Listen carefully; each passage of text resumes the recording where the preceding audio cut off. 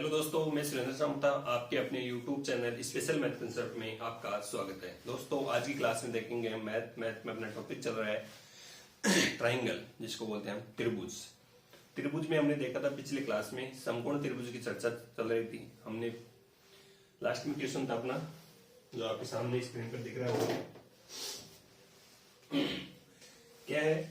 एक समकोण त्रिभुज जिसमें एक भुजा 5 सेंटीमीटर तथा एक अन्य भुजा 12 सेंटीमीटर है, तो समकोण त्रिभुज की अन्य भुजा ज्ञात कीजिए। दोस्तों, पिछले क्वेश्चन में कुछ मिसप्रिंट थी, वहां क्या था, समकोण नहीं लिखा हुआ था। मैंने इसको वापस से आपको रिपीट करवा दिया है। एक चीज यहां से देखते हैं, समकोण त्रिभुज होता है क्या है? समकोण त्रिभुज, समकोण का मतलब होता है 90 डिग्री। ऐसा त्रिभुज जिसके अंदर एक कोण क्या हो, उसमें 90 डिग्री होना चाहिए।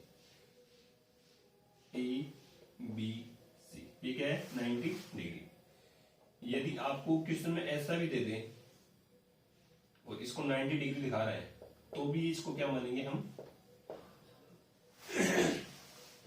बाय द ऐसा क्वेश्चन नहीं आएगा, लेकिन फिर भी अगर आ जाए, अगर 90 डिग्री दिखा रहा है, तो क्या मानेंगे? इसको समकोण ही मानेंगे। हम समकोण त्रिभुज की बात करें तो क्या होगा यहां से कि एक एंगल क्या होना चाहिए, इसमें 90 डिग्री होना चाहिए। वो क्या, कौन सा त्रिभुज कहलाएगा? आपका समकोण त्रिभुज। इसमें देखें, बात करते हैं कि 90 डिग्री के सामने वाली भुजा क्या होती है? कारण, जो त्रिभुज की सबसे बड़ी भुजा होती है। और थीटा के सामने जो भी कोण, थीटा के सामने जो भी भुजा होती है, थीटा के सामने जो भी भुजा होती है, उसको क्या कहते हैं हम? लंब। और जो बच गई उससे आधार। तो समकोण त्रिभुज पर आधारित एक प्रमेय है, जिसको हम बोलते हैं पाइथागोरस प्रमेय, जिसमें हमने देखा था कि कर्ण का स्क्वायर बराबर आधार का स्क्वायर प्लस लंब का स्क्वायर। ये आपको क्या होना चाहिए? समकोण त्रिभुज में आना चाहिए।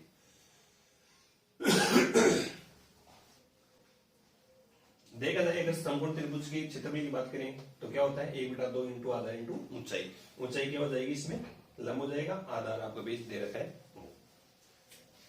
अब देखते हैं समकोण त्रिभुज में किस प्रकार के क्वेश्चन आपको पूछे जाते हैं।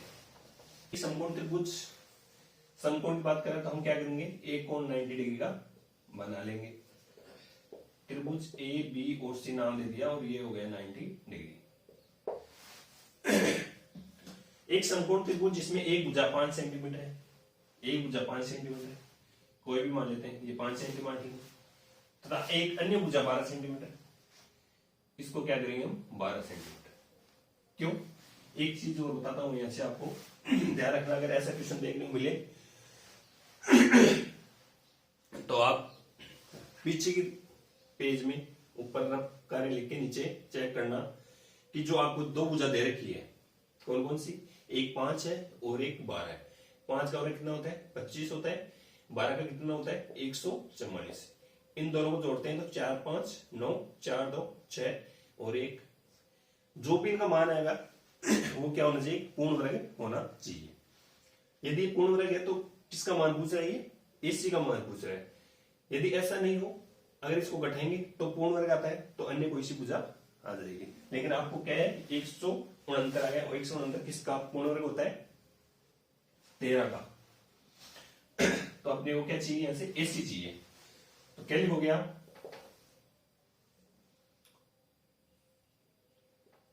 समकोण त्रिभुज क्या है? ए बी सी में क्या दे रखा है आपको? ए बी बराबर 12 सेंटीमीटर, बी सी बराबर 5 सेंटीमीटर। तो यहां से क्या ज्ञात करना पड़ेगा? एसी।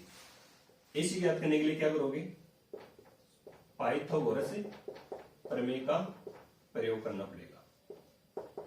पाइथागोरस प्रमेय क्या होती है? बार बार बताने की जरूरत नहीं है कि कर्ण का स्क्वायर बराबर आधार का स्क्वायर, आधार क्या है? बीसी, आधार का स्क्वायर प्लस लंब का स्क्वायर। कर्ण का स्क्वायर प्लस आधार स्क्वायर कर्ण का स्क्वायर बराबर आधार का स्क्वायर प्लस लंब का स्क्वायर। कहने का मतलब ये है दो जो ये दोनों छोटी भुजाएं हैं वो किसके योग के बराबर हो जाएगी, बड़ी वाली भुजा की।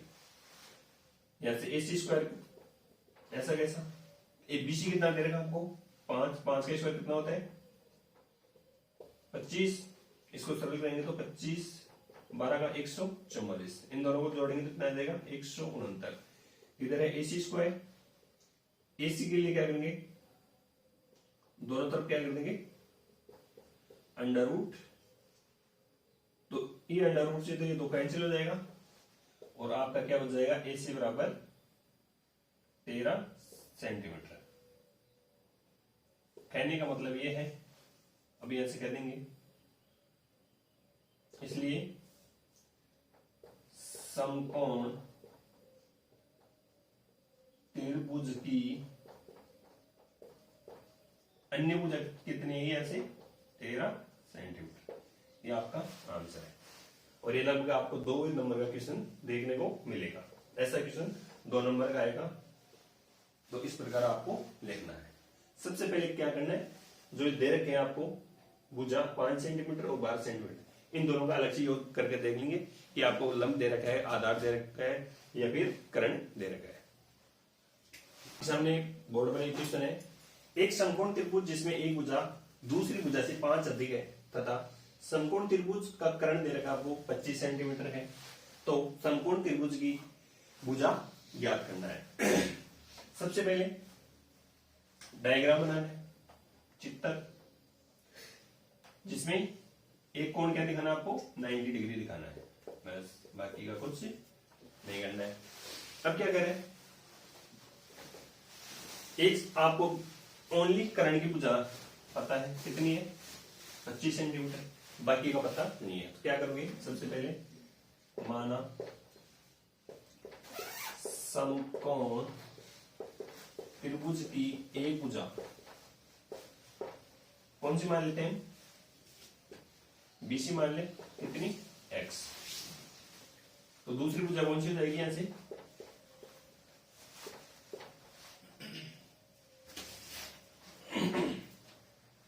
AB कितना हो जाएगा यहां से 5 अधिक है तो X प्लस 5, और AC आपको दे रखी है यहां से कितना 25। अब चाहिए कि आपको X का मान चाहिए, X का मान आते ही क्या हो जाएगा आपकी भुजा, तो क्या करोगे, हम जानते हैं कि क्या पाइथागोरस प्रमेय क्या होती है, AC का स्क्वायर बराबर AB का स्क्वायर प्लस BC का स्क्वायर। इसमें मान रख दो, AC का मान कितना है आपकी बात 25 का स्क्वायर, AB का कितना है, AB आपने माना X प्लस 5 और BC है यहां से X, तो यहां से X प्लस 5 का स्क्वायर और X का स्क्वायर, तो ये हो जाएगा 625 बराबर, ये फॉर्मूला था A प्लस B के फॉर्मूले से खोलेंगे तो क्या हो जाएगा X square plus 10x plus 25 plus X square, क्या हो जाएगा 2x स्क्वायर प्लस 10x, इस 25 को उधर ले जाएंगे तो कितना हो जाएगा 600, क्यों होगा, क्योंकि 625 में से माइनस 25 करेंगे तो कितना बच जाएगा 600 बच जाएगा। अब यहां से x को 2 कॉमन लेंगे तो ये बच जाएगा x स्क्वायर प्लस 5x और बराबर में कितना आ जाएगा 300, क्योंकि 2 का भाग लग जाएगा। तो अपने पास समीकरण आ गया है x square plus 5x minus 300 बराबर 0। अब यहां से एक दी हुआ समीकरण आ गया, अभी इसके मूल निकालने तो क्या करोगे, या तो सूत्र से कर लो या फिर किससे करोगे गुणनखंड विधि की या पूर्णवर्ग की विधि द्वारा। सूत्र क्या होता है minus B plus minus root B square minus 4ac बटे में 2a। बी का मान कितना होता है माइनस का 5 प्लस माइनस रूट बी का स्क्वायर 25 4 एक का मान 1 और सी का मान कितना है ऐसे 300, माइनस माइनस प्लस, कितने हुए हैं ऐसे 4 दिया 12, 1225 और बटे में कितना दे देगा आपको 1, तो -5 प्लस माइनस 1225 बटे में 2। अभी ऐसे क्या करना है आपको, माइनस का 5 प्लस माइनस 1225 का वर्गमूल कितना होता है ऐसे अंडर रूट, तो इसको निकाल लेंगे 1225 या तो इसके फैक्टर कर लेंगे, और फैक्टर नहीं करोगे तो क्या करना आपको वर्गमूल निकालना है। तो कितना आ जाएगा 1225 का, लगभग देखते हैं ऐसे 35 का कितना होता है 35 का स्क्वायर 25 और एक ऐड कर दो 1225, कहने का मतलब ये कितना है 35 बटे 2, तो अपने पास 2 आ गए, तो माइनस का 5 प्लस 35 बटे में 2, 35 में से 5 का कितना बचेगा 30, 30 बटा 2 कितना होता है 15, एक तो आ गया आपकी 15 सेंटीमीटर।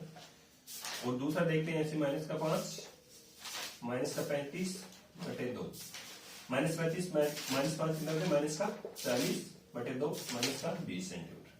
अब यहां से देखना हमेशा भुजा क्या होती है प्लस में ही होती है, नेगेटिव नहीं होती है, तो ऐसे कौन सी काम में आएगा 5 सेंटीमीटर, ये 15 सेंटीमीटर, तो हम कह सकते हैं x का मान क्या है यहां से 15 सेंटीमीटर।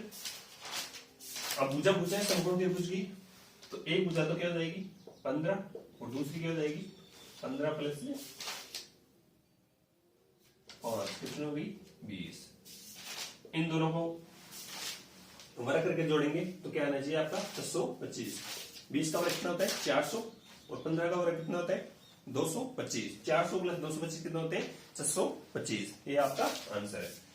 एक बार आप इसको नोट कीजिए। त्रिभुज एबीसी में AB बराबर 24 सेंटीमीटर है, BC का मान दे रखा आपको 10 सेंटीमीटर और AC बराबर 26 सेंटीमीटर है, तो सिद्ध करो कि यह एक समकोण त्रिभुज है। क्या करना आपको सिद्ध करना है। यदि आपको यह क्या दे दिया समकोण त्रिभुज दे रखा है तो डायग्राम बनाते हैं समकोण त्रिभुज का, त्रिभुज A B और C ये 90 डिग्री का हो गया। AB का मान कितना दे रखा है 24 सेंटीमीटर, BC का मान 10 सेंटीमीटर और AC बराबर 26 सेंटीमीटर। अब क्या करना है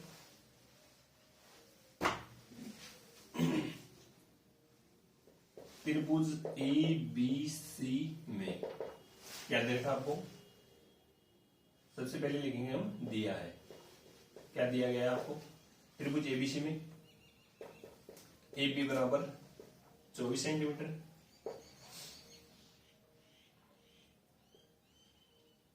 फिर BC का मान कितना दे रखा आपको 10 सेंटीमीटर और AC बराबर 26 सेंटीमीटर।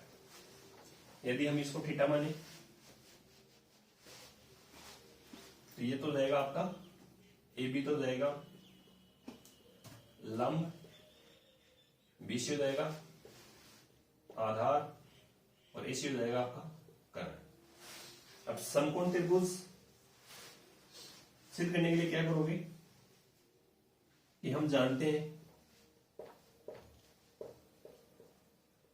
कि क्या जानते हो पाइथागोरस प्रमेय, जिसमें क्या होता है कर्ण का स्क्वायर बराबर आधार का स्क्वायर प्लस लंब का स्क्वायर। यदि कर्ण स्क्वायर बराबर इन दोनों का मान बराबर होता है तो क्या हो जाएगा ये त्रिभुज समकोण त्रिभुज हो जाएगा। यहां से मान रख देते हैं कर्ण स्क्वायर कितना है 26 का स्क्वायर, आधार कितना है ऐसे 10 का स्क्वायर प्लस लंब कितना दे देगा आपको 24 का स्क्वायर। अब आपको वर्ग करना आना चाहिए, ये दे देखना 26 26 का वर्ग करेंगे डायरेक्ट। क्या करोगे, सबसे पहले इकाई के अंक का क्या करना आपको, वर्ग करना है। कितना आएगा, 6 का 36, हासिल की 3। इन दोनों को आपस में मल्टीपल करना है, दोनों डिजिट को। 6 इंटू 2 कितना होते हैं, 12। 12 को 2 से मल्टीपल करेंगे कितना हो जाएगा, 24। 24 में हासिल जोड़ेंगे कितनी, 27। तो हासिल की फिर 2, फिर दाएं का अंक है उसका वर्ग करो और जो हासिल बची उसको जोड़ दो। 2 का स्क्वायर 4 और हासिल कितनी होगी, 2, कितनी 6, 676। तो 26 का स्क्वायर कितना होता है, 676। यहां से 10 का बिल्कुल लीजिए 100। 24 की बात करते हैं, 4 का कितना है, 16। 16 का 6 हासिल की 1, दोनों को मल्टीप्लाई करना है। 4 इंटू 2 8 और 8 का डबल कर दो या फिर 8 को 2 से बना कर कितना होगा, 16। 16 में 1 हासिल जोड़ के कितना हो जाएगा, 17। हासिल की 1, 2 का वर्ग 4, 4 1 5 या 676। इन दोनों को जोड़ेंगे तो कितना है, 676। कहने का मतलब है दोनों बराबर है। अतः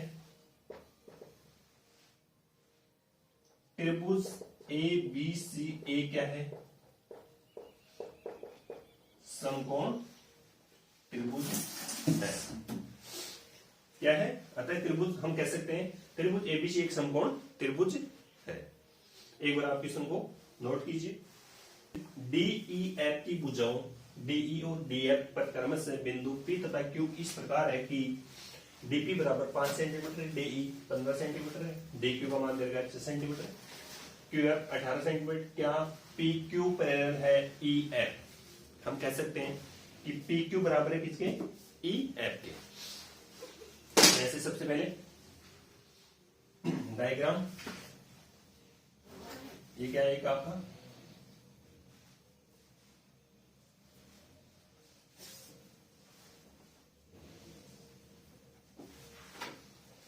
ये आपका एक त्रिभुज है। त्रिभुज का नाम है डी ई और एफ। डीई इस भुजा पर कौन सा बिंदु है, पी, और डीएफ पर क्यू। इन दोनों को आपस में मिला देते हैं। क्या दे रखे हैं, डीपी यानी इसका मान देगा आपको 5, डीई टोटल कितना हो गया 15, डीक्यू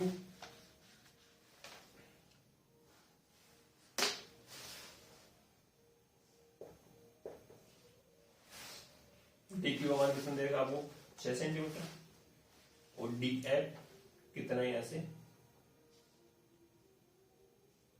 18 सेंटीमीटर। ये आपको दे रखा है। तो आपसे क्या पूछा है, पी क्यू, ये भुजा किसके बराबर होनी चाहिए, ई एफ। क्या ये दोनों भुजा आपस में बराबर है या नहीं। तो इसके लिए क्या करेंगे, सबसे पहले हम कि डीपी बटा पीई, डीपी कितना दे रखा है ऐसे आपको, डी और पी 5 सेंटीमीटर दे रखा है। कितना दे रखा है, डीपी 5, पी का मान कितना हो जाएगा, ये टोटल 15 है, डी कितनी हो जाएगी 10, क्योंकि 5 तो ये है तो 10 ये हो जाएगी। या हम इसको कहते हैं 15 माइनस 5, तो क्या हो जाएगा 5 बटा 10। इसको सरल करेंगे तो क्या जाएगा 1 बटा 2। इस भुजा की बात करते हैं। यदि डी क्यू बटे डी एफ, डी क्यू बटा डी एफ टोटल, तो ये भुजा कितनी हो जाएगी, डी एफ तो आपको दे रखा है,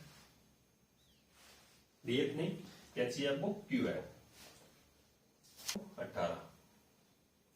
ये टोटल कितना हो जाएगा 24। इसको सरल करोगे तो कितना जाएगा 1 बटा 3।